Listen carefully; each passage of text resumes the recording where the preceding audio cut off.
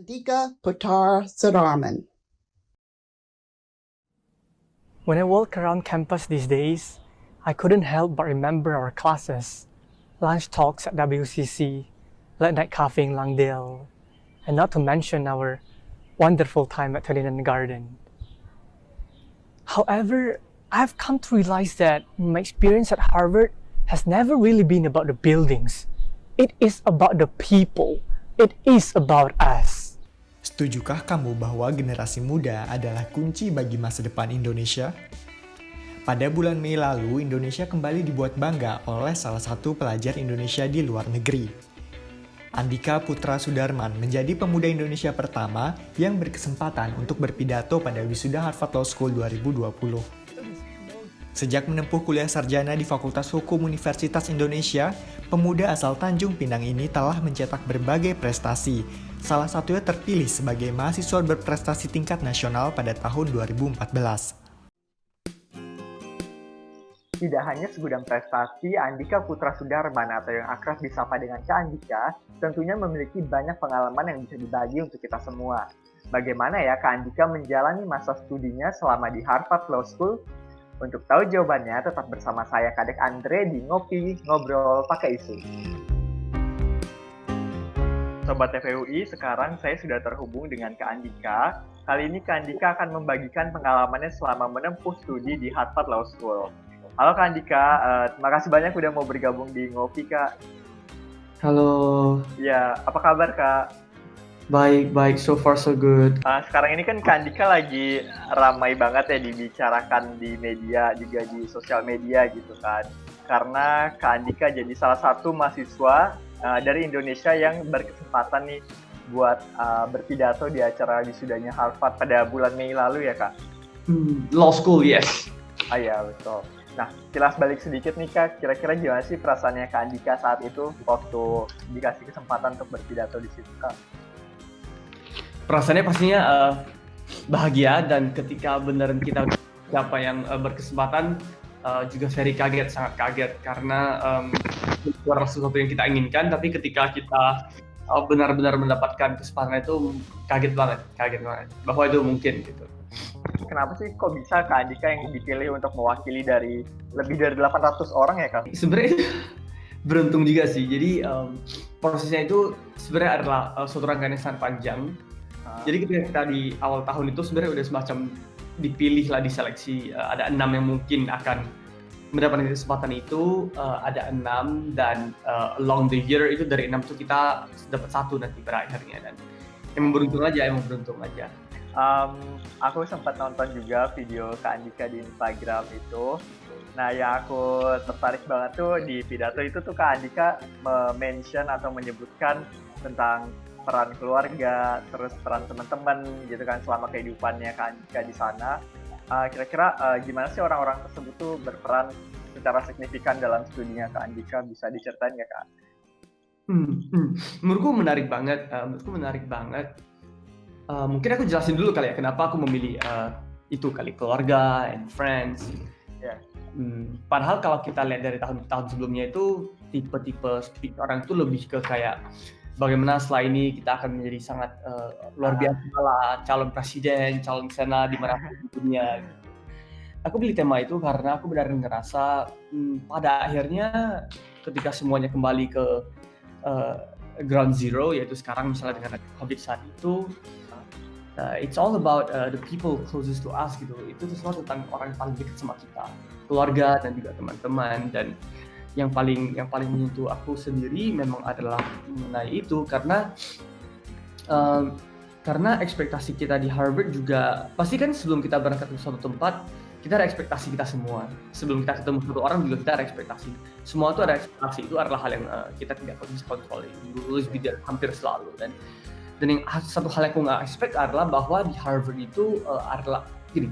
Mungkin selama ini kita udah terbayang bahwa kalau kita di luar negeri itu the people would be very individualistic dan orang-orang bukan friendly people that we will ever meet lah. Kita selalu dikenalkan bahwa Asia adalah orang yang ramah, termasuk orang Indonesia. Tapi ketika aku di sana itu aku mengalami mungkin bisa dibilang semacam transformasi ya, revolusi pemikiran bahwa di Amerika itu justru orang-orang itu sangat very very friendly and very very helpful, dan bukan Amerika doang, Eropa juga, and everywhere in the world. I mean, bukan cuma Asia gitu, dan itu membuat aku pastinya banyak alasan ya, apakah karena kebetulan kita di sana, apakah emang ini adalah suatu kebetulan gitu kan, emang orang sana kebetulan baik, atau ini secara umum.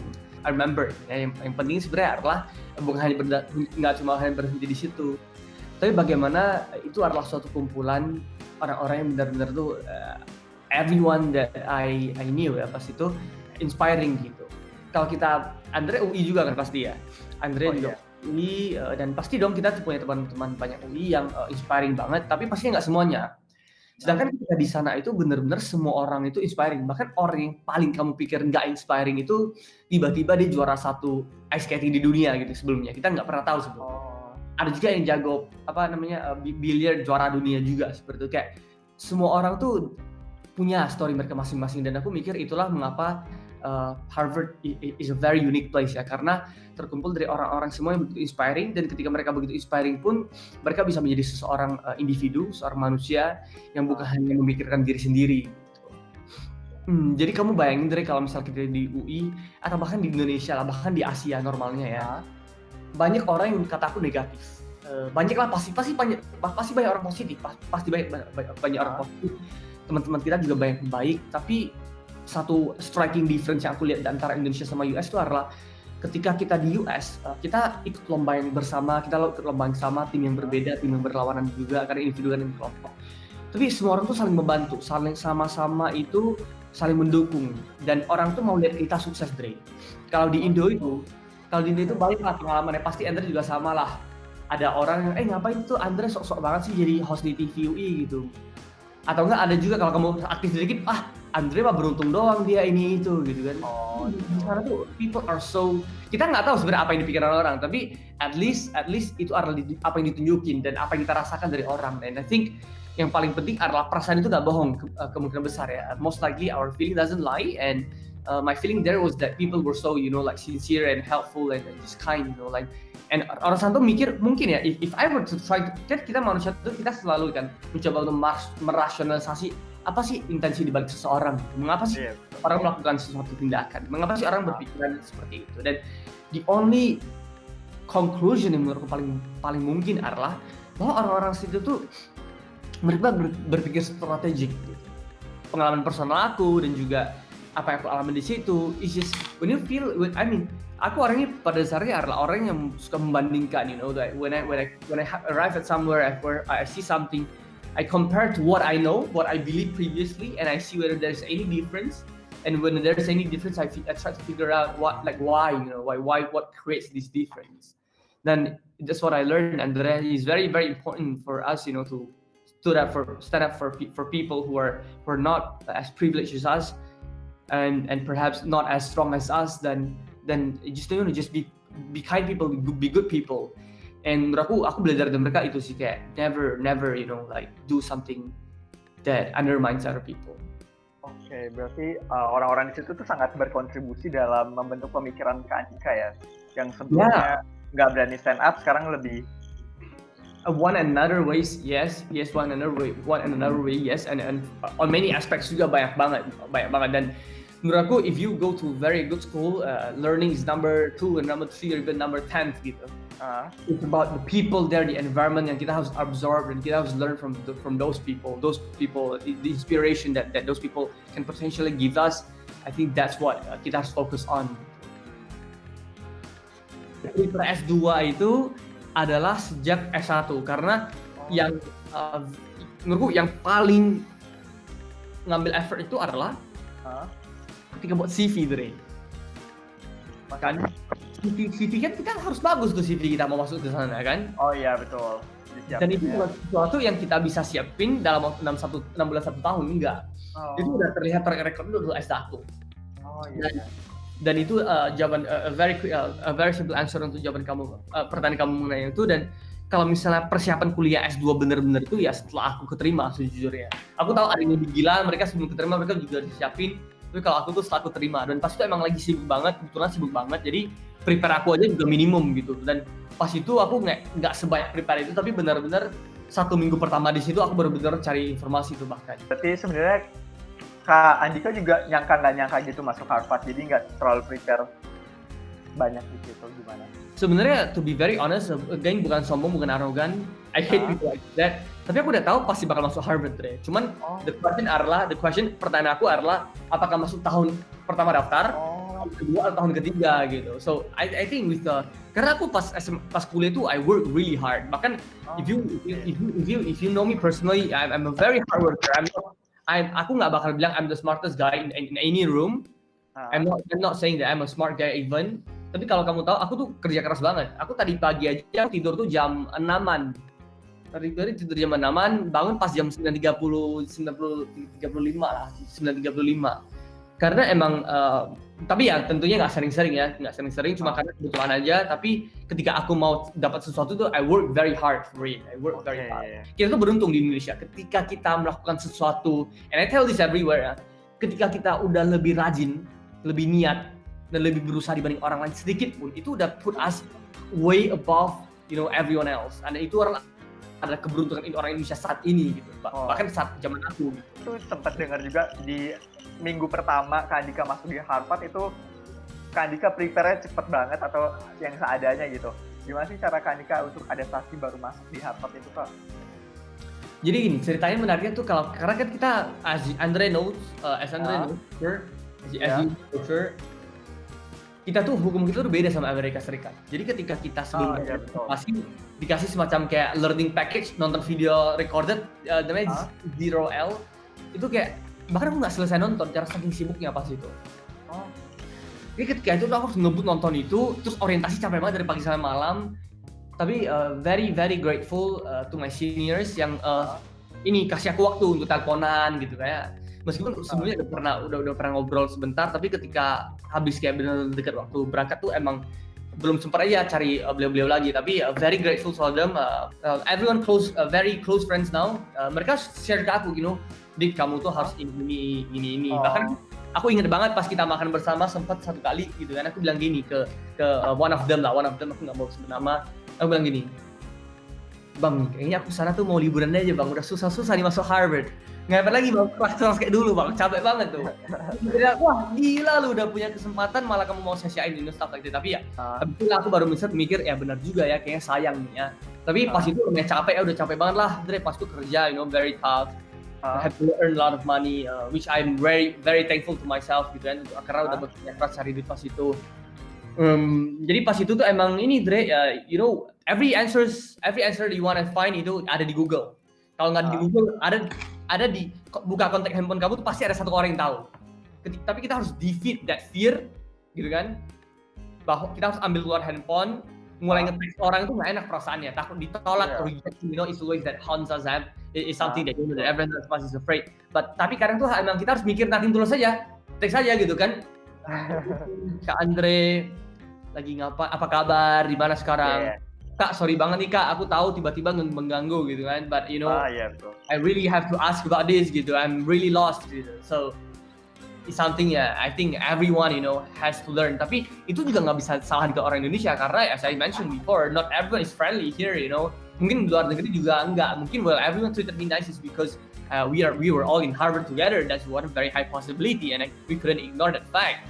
Tapi that's not, of course, the optimal environment for everyone to learn. Makanya aku benar-benar berharap bahwa I want to create a safe and positive environment for everyone to learn and respect each other. Bukan not just because you think someone is down to great or everything, but because we are all human.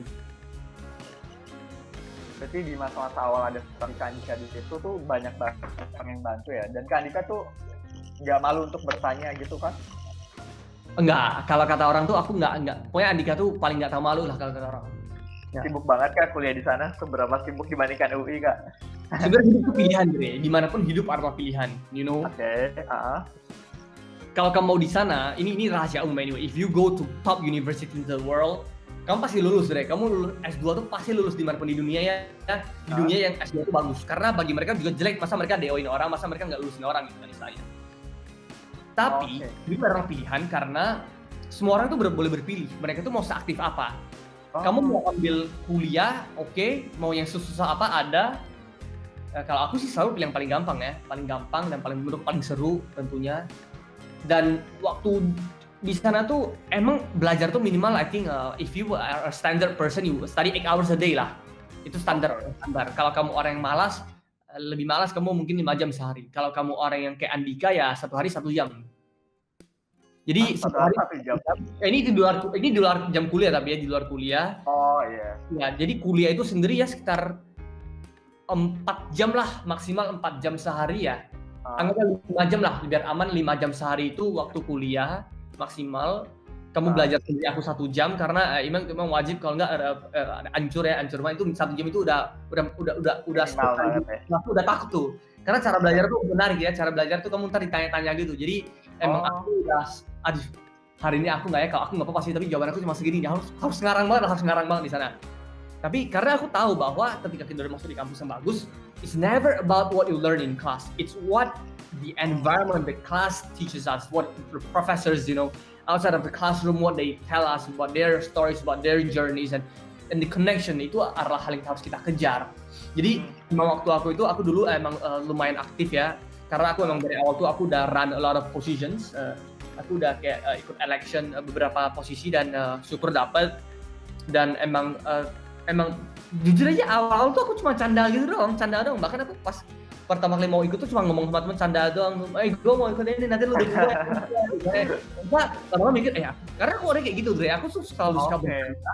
Tapi selalu ketika aku about the future, I like to joke around, but behind my joke ada sedikit intention. Tapi dan ini aku do it naturally, nggak banyak kayak pikiran. Tapi ketika aku mikir-mikir juga, bener juga kayaknya bisa nih ya. Setelah aku mikir kayaknya bisa, langsung aku lakuin. Jadi emang itu I ran dan emang di antara with our LLM class ya, aku LLM di sana. Kita ada 4 orang yang run ya, ada rap, ada Marshall, but the season completely very quick. Emang pas itu aku dapat suara paling tinggi. Yang suara paling tinggi kita berempat dan karena itu aku tahu bahwa kan hidup itu beruntungan juga kan, Bre ya. Ketika kita dua itu juga beruntung, kelas kita itu kita cocok apa sama mereka. Kayak mungkin kalau di tahun sebelumnya atau tahun ini mungkin aku nggak cocok sama orang di sana saat itu, aku nggak tahu. Tapi aku tahu pas itu aku beruntung banget karena aku cocok banget sama semua orang di sana gitu. Kayak orang dari Nigeria, Italy, UK, Ireland, not to mention Asia tuh teman baik aku gitu, very very close. Dan aku mikir, wah kayaknya aku cocok nih untuk berteman sama teman-teman di sana gitu kan. Kayak I always wake lah ya, kita tuh effort sama hasil tuh selalu kita bandingkan kan. Sehari kamu cuma punya 24 jam, kamu tidur udah berapa jam, kamu sekolah wajib udah harus udah berapa jam.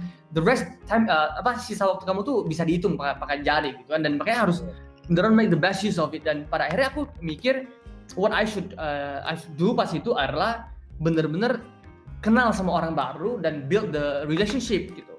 Jadi bahkan ketika kelas itu aku dengar cara orang jawab dan aku mikir siapa kira-kira paling cocok sama aku ya, aku catat nama dia gitu kan. Habis itu aku ngajak makan siang. Hey, how are you doing? You want to have lunch sometime? Have coffee? Jadi setiap hari itu aku minimal ketemu sama 2 orang, Dre. Okay.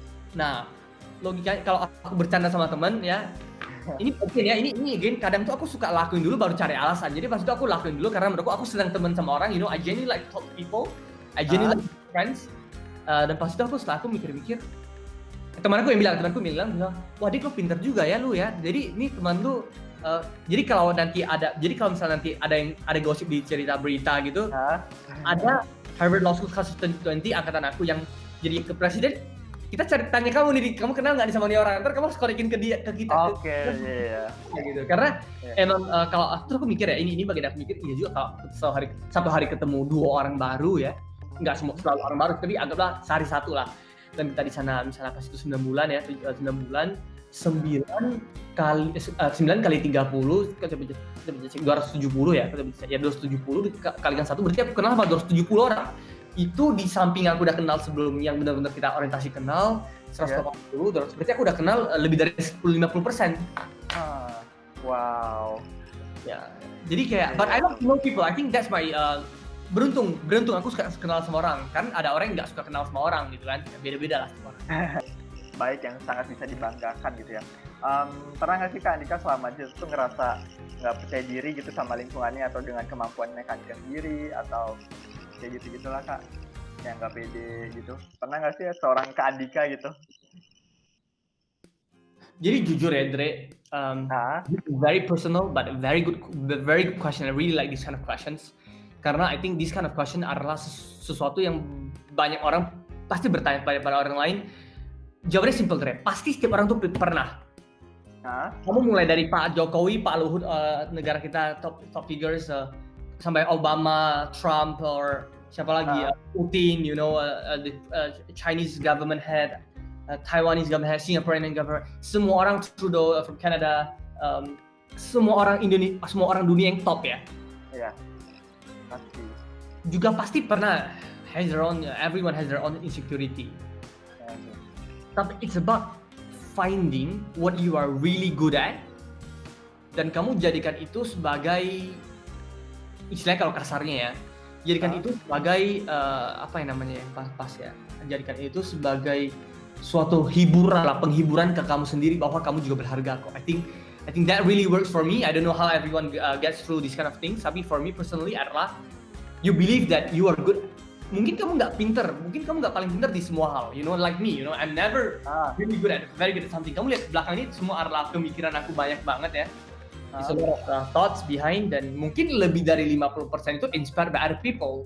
Tapi what makes me what makes me, you know, always believe myself adalah aku selalu percaya aku mau bekerja keras for the vision, for the future that I want to create.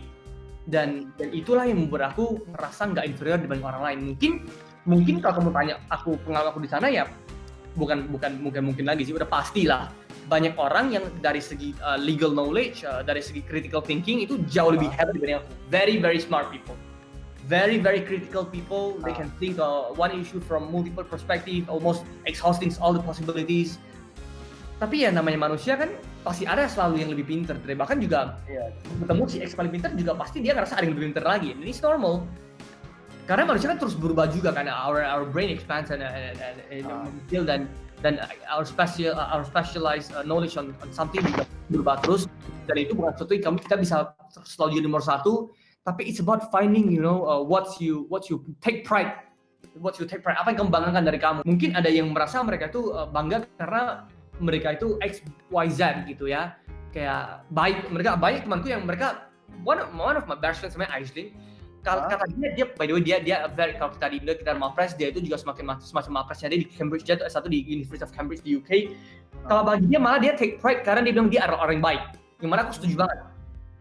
Dia tuh orang terbaik top 3 lah, karena aku nggak, tapi kalau bayangan aku sekarang dia nomor 1, tapi you know, just to have some cover dia top 3 paling baik dan dia take pride in that, dia takes pride in that. Dan menurut aku itu adalah sesuatu yang makes her keep going gitu dan selalu percaya diri. Dan menurutku ya setiap orang punya lah this kind of question lingering on their mind, but you know keep moving forward, jangan sampai kamu stuck di hal kayak gitu. Jadi yang aku tangkap nih Kak, mungkin bisa dikoreksi kalau misalnya kurang tepat ya. Yang Kak Andika lakuin ini ketika deal dengan insecurity itu adalah yakin kalau Kak Andika sebenarnya akan bekerja keras untuk itu ya Kak. Benar banget. Dan kalau kita tarik ke atas satu level, kita selalu mencari, masing-masing dari kita selalu mencari apa sih yang membuat kita berharga. Apakah itu kebaikan kita, apakah itu keramatan kita, apakah itu kecerdasan kita di aspek tertentu. Cuman jangan pernah jadikan achievement level kita kayak title kita itu sebagai suatu hal yang kita banggakan. Jangan pernah kita bangga karena aku pernah jadi Mapres UI nasional gitu. Jangan pernah bangga karena I'm a Harvard Law graduate. Never take pride in something like that menurut aku. Ya mungkin boleh lah 1-2 hari, 1-2 minggu, habis itu ya maksimal 1-2 bulan lah. Habis itu forget about that dan achieve something more. Karena kalau kita harus stuck di title kita tuh selalu menganggap kita tuh gila. Orang harus hormatin kita, orang harusnya lebih sopan, orang harusnya lebih baik, orang harusnya lebih itu. Tapi that's why avoid that. Focus on the value, focus on like what you know, kayak the activity, not on the title. That's very toxic menurut aku. Kalau aku boleh tahu, Kak Andika sekarang rencananya apa Kak ke depannya? Aku lagi mau buat namanya venture digital venture atau you call it education technology edtech sekarang. Namanya itu sejutacita.id. Jadi nama panjangnya Sejuta Cita Anak Muda Indonesia. Itu nama the name of the company. Tapi branding kita itu merek kita adalah Sejuta Indonesia, sejutacita.id. Dan itu adalah something that I'm really passionate about.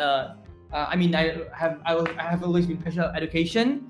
Dari dulu itu adalah sesuatu yang buat aku bahagia. It makes me happy sharing to people.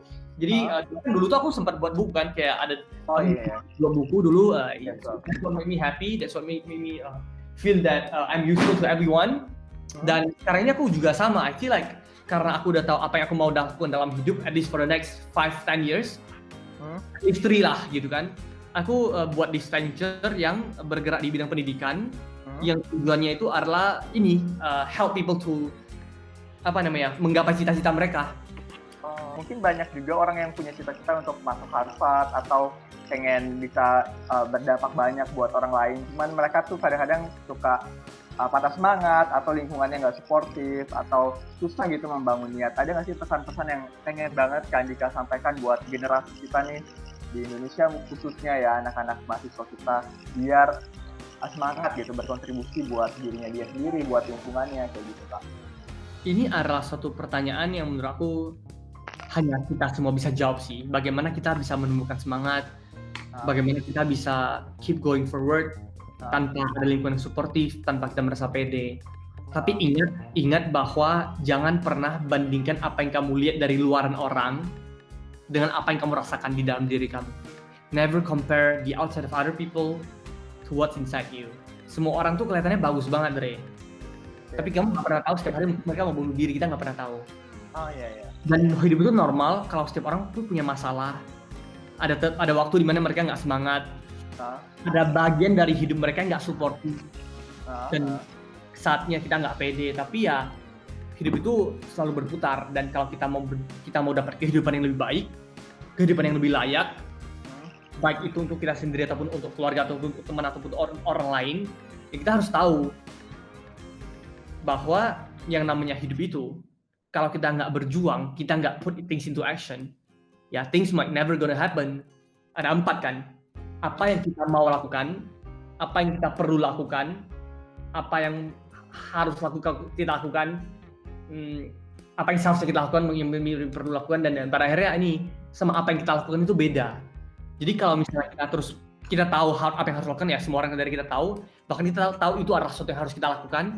Tapi kalau kita nggak benar-benar pada akhirnya melakukan, ya sayang aja gitu. Dan setiap orang tuh punyalah alasan. Menurutku kalau orang bilang dia kurang semangat, kurang sportif, kurang pede, itu semua tuh bisa aku bilang more about their mindset. Kalau kamu punya mindset yang very strong, you will find these kind of things, you will find. Karena nggak mungkin lah satu orang ya, mungkin pasti mungkin, tapi maksud nggak mungkin adalah kalau kita mau cari nih, kemungkinan besar ada. Mungkin bisa jadi keluarga kita nggak suportif, bisa jadi teman kita nggak suportif, bisa jadi semua orang nggak suportif. Tapi harusnya ya adalah satu sisi yang bisa membuat kita merasa kita tuh disupport oleh Tuhan misalnya. Kalau semangat ya, it's all about. Aku nggak pernah ngerti semua orang yang bahas semangat. I think that's one of the most BS things lah gitu kan. Kayak semangat is come from you, kayak ngantuk nih bagi aku, kadang tuh kita ngerasa ngantuk banget ya. Tapi tiba-tiba kalau misal kita main game tuh nggak ngantuk lagi gitu loh. Jadi kayak it's about how you control yourself. Don't let yourself be controlled. Dan menteri kamu juga bilang kayak misalnya kalau nggak pede, menurutku pede justru yang paling realistik dibanding lain gitu ya. Karena it's something yang udah accumulated for a very long time gitu, dan it's about how you actually feel. Dan I think the first step adalah just knowledge that mungkin semua orang yang kamu lihat pede, dulu nggak pede. Aku ingat banget dulu tuh aku jalan tuh ya, Dre. Aku tuh jalan tuh nggak lihat ke lurus, tapi aku lihat dulu jalan tuh lihat ke bawah gitu loh. Aku ingat banget SMA tuh kayak gitu. People change, people change as long as you keep moving forward, becoming better person, a kinder person, a smarter person, a more hardworking person. You will make it. You will make it for sure. So if you have a dream, just go for it. Oke, kurang lebih itu aja sih Kak yang aku tanyain. Ada lagi nggak yang Kak Andika mau tambahin mungkin? Ada, jadi mungkin just before we close, aku cuma pengen bilang kayak sayang sih kalau kita muda itu nggak kerja keras, karena from what we have seen ya, dari kita lihat sejarah tuh semua orang pasti harus kerja keras. Either kamu kerja keras di awal atau kamu kerja keras di akhir hidup. Dan kalau kamu kerja keras di awal, ya kemungkinan besar di akhir itu kamu nggak usah kerja sekeras itu. Makanya sangat penting untuk kita tuh bisa bekerja keras di awal kalau bagi aku, biar kita lebih bisa menikmati hidup and do more things. And itu satu. Second thing adalah aku pengen bilang juga, aku pengen minta maaf kalau misalnya ada apapun yang aku ucapkan itu terdengar kurang sopan, kurang berkenan, which I think is very common. You cannot make everyone happy. If you're not happy, I'm sorry. But if you're still unhappy, what can I do gitu kan? Dan mungkin ketiga aku mau bilang gini, bahwa nggak semua orang itu mulai dari titik yang enak kok. Dan kalau kamu sempat dengar tadi, I said pas aku dulu mau kuliah di tengah-tengah itu, my family had to sell our home. Ya, had to sell our home dan sell our house gitu kan. Dan mungkin kamu bisa bilang lagi, Andika itu beruntung aja, my keluarga suportif. Ya, makanya aku beruntung. Kalau kamu udah nggak beruntung, kalau misalnya ada teman-teman yang udah nggak beruntung, terus cari alasan terus, ya you will never make it to where I am today. Sorry to say. So please make it. Please become a better person, become a more successful person, whoever you are. If you are listening to this, I really hope you'll make it in life. It feels very good. It feels very great when you can achieve something, and you are motivated not by just yourself, but for the dream that you want to create for the world, for the people around you. And I hope you'll make it. And I'm sorry again if there's anything yang kurang berkenan. Yap. Thank you banget Kang Andika udah mau sharing banyak pengalamannya. Nah Sobat FEUI, itu tadi dia wawancara singkat bersama dengan Kang Andika. Seru banget ya, pasti banyak banget inspirasi dan pelajaran yang bisa kita pelajari dari pengalamannya Kang Andika. Mulai dari gimana kita harus bekerja keras, memulai sesuatu yang sudah diniatkan, dan belajar dari orang-orang di sekitar kita. Sekian episode Ngopi kali ini, saya Kadek Andre beserta kru yang bertugas pamit undur diri sampai bertemu di episode Ngopi selanjutnya. Ngopi, ngobrol, pakai itu.